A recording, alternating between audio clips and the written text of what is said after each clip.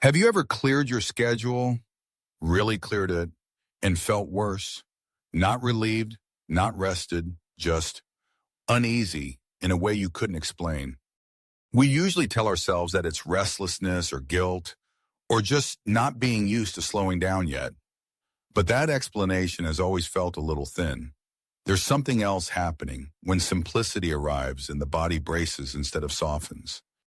And most people who've crossed that threshold, retirement, a long project finally ending, a life finally quieting down, know exactly what this feels like.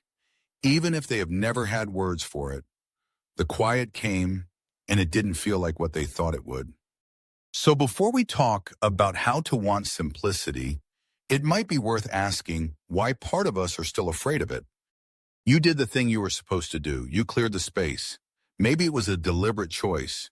Maybe life just arrived at a quieter chapter on its own. Either way, the noise reduced. The obligations thinned out. And somewhere in you, there was an expectation, not dramatic, just quiet, that relief would follow.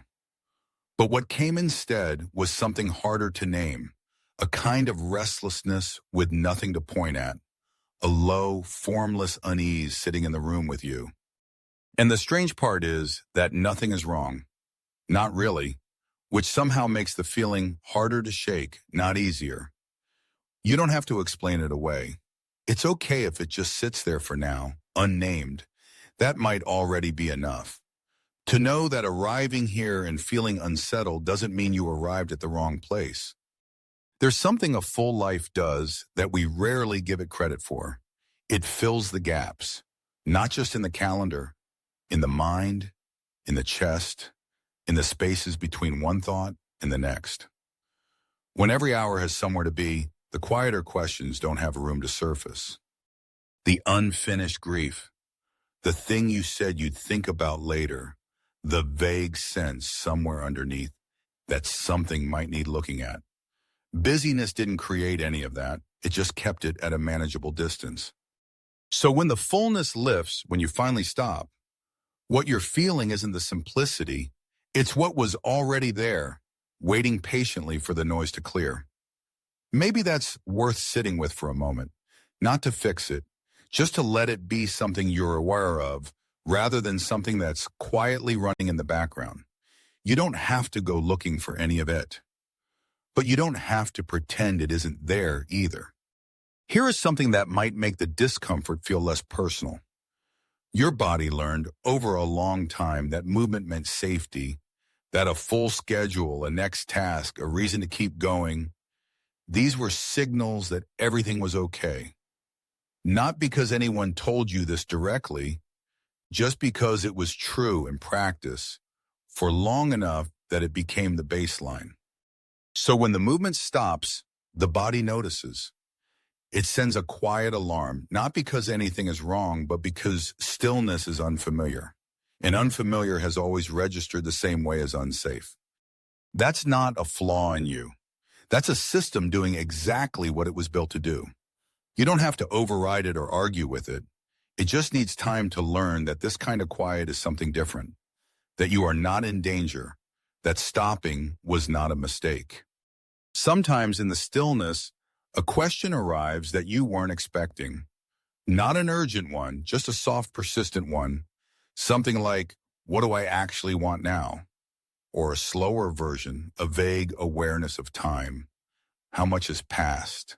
How differently it moves when there's nothing pressing it forward. Some people notice a sense of purposelessness, not in a dramatic way, just a gentle disorientation, like a compass adjusting after a long journey. These things were not created by the quiet. They were already yours. The quiet just gave them enough room to finally speak at a volume you could hear. It's okay if you don't have answers to any of it. You're not supposed to, not yet. These aren't problems that arrived. They're parts of you that have been waiting, very patiently, for a moment exactly like this one.